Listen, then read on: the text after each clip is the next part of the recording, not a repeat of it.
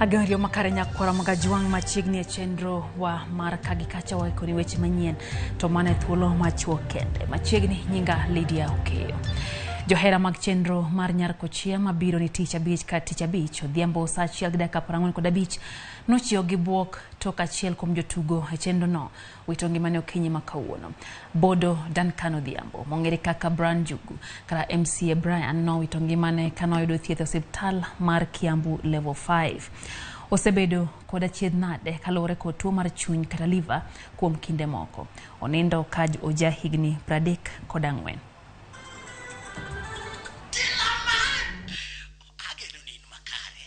Okan maber ba. Okan maber nikech ndalo mana sandoro ka dwaro telo joma ne ni koda sani koro onge koda to ane sirkal. Mokwongo, congratulations. Yes, congratulations so much. Ne in kiyudo thuolo to kiny gochra mondo wane kama nyarome ka wachiel ariyo adek kama kwa walalore mathoth. Sani wach injili momaka. Alando jawar. No se gwedha chon, no se gwedha chon. Onere kijo. Awuok adhi tich. Baby.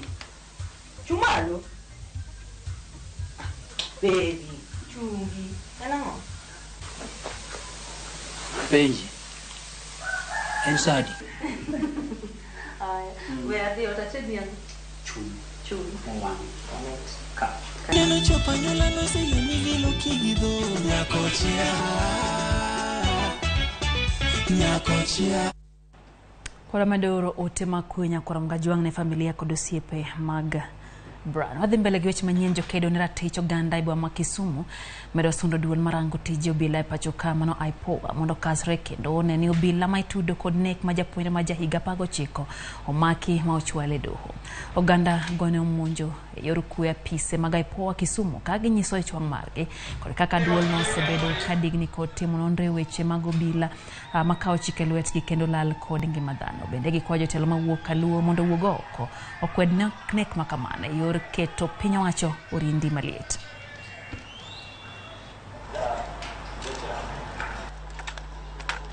Kaka jo Kisumu County, agenda maduong' ma wan go and justice must be provided to the families mani obedo affected courtesy of the rogue police officers. Me owacho ni mano koko timore. To wadhi mobilize. Jo piny mane pok odwaro ne. To wabro biro go e office mar the IPOA ka kendo wabro loro dhood office ni mondo wanyisgi ni ok ginyal tiyo ka ok ginyal miyo report maber kaka oganda. But the people reason mami awacho manen ma nek manotimore mokwongo Maseno pok wayudo report kowuok kuom the IPOA. Nek mar ariyo manotimore Migori pok wayudo report kowuok kuom the IPOA. Nek makoro timore Kisumu kani we are expecting much from the IPOA. Wawacho kwa tieko kamae Nigi mora matimore. Wadwa nyiso police ni we are not bandits. Kisumu are law-abiding citizens. Wasebet ka IPOA ka chakre okinyi kendo waduogo. Wadwaro ni families manyegi ni otimore na gieki mondo yud justice, giyud ratiro margi mowinjore gi kako nego beni bet. Aluongo all leaders ma Kisumu County gi jo leaders tema Nyanza. Bed mane serikal, bed maonge serikal. Wan raia wan mwa inyore.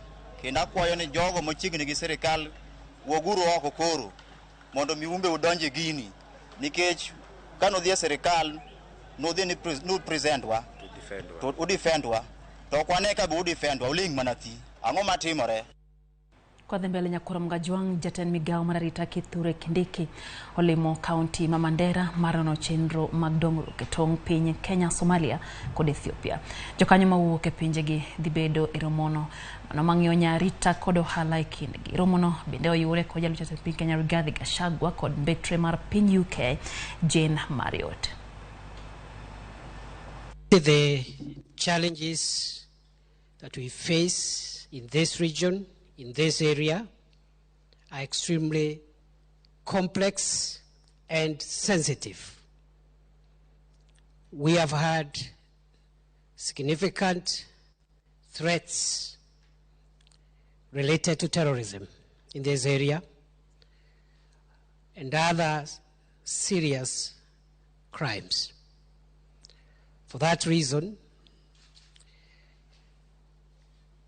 the programs that we run here as government and governments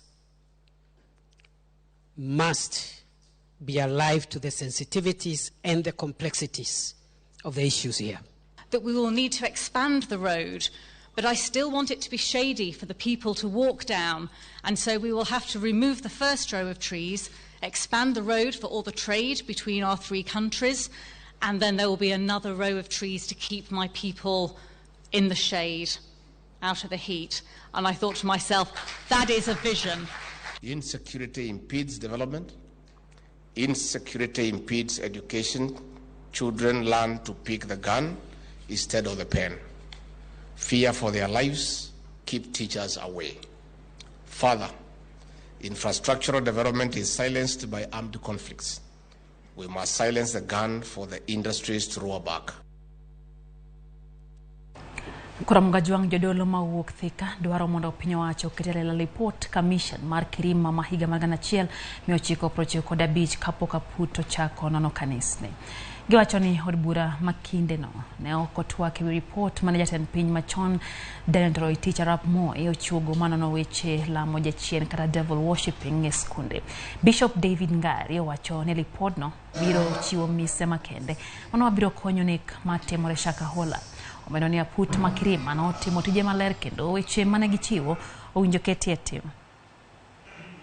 Ana hawatachoka. Wapiga piu wanasikisha unini.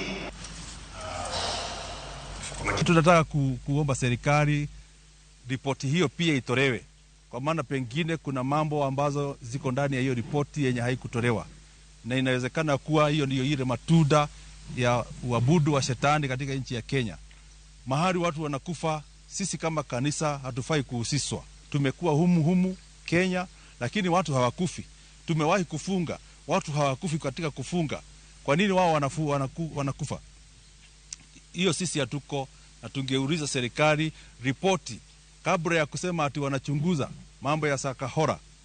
Watupatie ripoti ile ya waabudu wa shetani hapa nchini Kenya. Iliendaji, iko wapi, ni nani yako nayo, na wale waliokuwa wamewekwa hapo walisema nini katika hiyo ripoti. Kama sasa wenye hawako kwa kanisa ndani wako na shida na kuelewa ile kanisa ya ukweli na ile isiyo ya ukweli. Kwa hivyo tungeuliza serikali watoe ripoti zile zilikuwa za kitambo, ndio watu waelewe vizuri vile kanisa huwa inaendeleza mambo.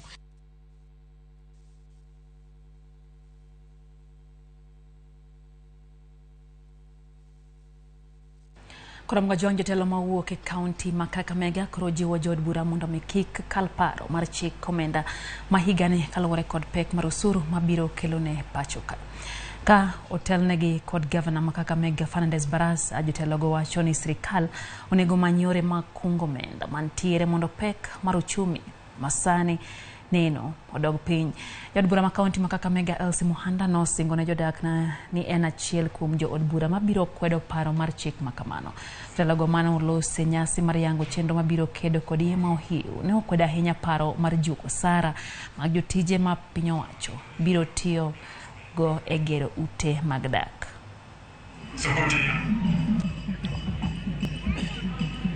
Mimi naomba president wangu, President Ruto, na kuomba, nikiangalia hapa Kakamega County na hawa ni watu wako, hii bill itaumiza watu wetu. Kwa maana kitu cha kwanza, watu wetu tayari wamekuwa taxed, wakinunua mkate, wakinunua sukari, wamekuwa taxed. Hawawezi kumanage 56% tax. We don't want our members of parliament to vote along party lines. Nashukuru sana, we have our women rep here. We want you to be on the forefront to ensure that the finance bill that is proposing to tax Kenyans over 50% is actually shot down. That is a message that will demonstrate that we people, especially in leadership, we are really concerned about the mwananchi.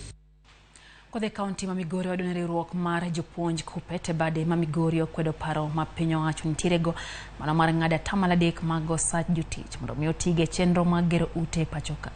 Jagoro mar ruok mar jopuonj kupete bade mamigori Samuel Rua wacho ni jopuonj sane kale ngia matek mabende ok ginyal yie mondo kendo chak pinyo wacho ng'ado sachgi. Ruok wa jod bura mamalo mondo mi kikie ni pinyo wacho ng'ado sach jotich ka wacho ni piny tek ne jite. Ma nosirgi Frederick Nyambuoga ma ochune skunde mag sekondari ruok mar Kupete county wa Migori mano wacho ni pinyo wacho ongi yo machielo mana mar manyomenda mar jolo gedo mag ute ma ok gimulo sach jotije pinyo wacho mathurka. Tindi ng'adi gi sirikal e weche moko mabende ok wane kochomo yo. Jopuonj ni e SACCOS, jopuonj ni gi banks kendo sikaw loans gi mortgages magichulo magigero go udi. Koro omiyo ng'ama dwa gero ot machielo miluongo ni affordable housing scheme ni. Wadwa nyise ni wan gi udi to joma onge godo bong'eyo kuma nyalo yude pesa migero go udi e teaching profession ka.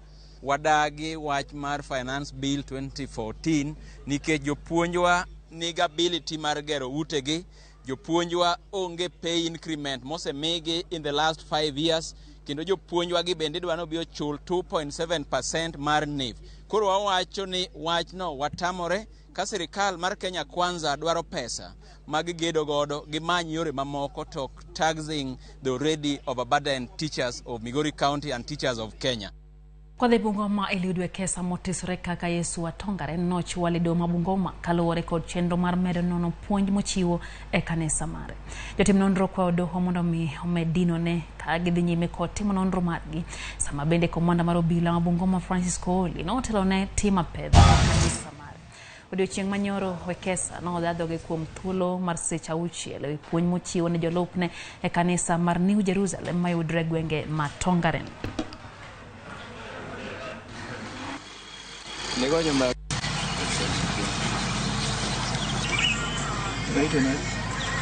Ujumbe kwa wenye mashamba ni kwamba sasa hivi ikiwa mtu atataka kuanzisha kanisa akupe stakabadhi za kanisa hilo na pia aende ajadiliane na aende atafute ambaye akupatie certificate ya kanisa ambaye katika usajili ya katika inafuata utaratibu wa usajili ya makanisa ama societies. Hiyo mpaka certificate hiyo wawe naye.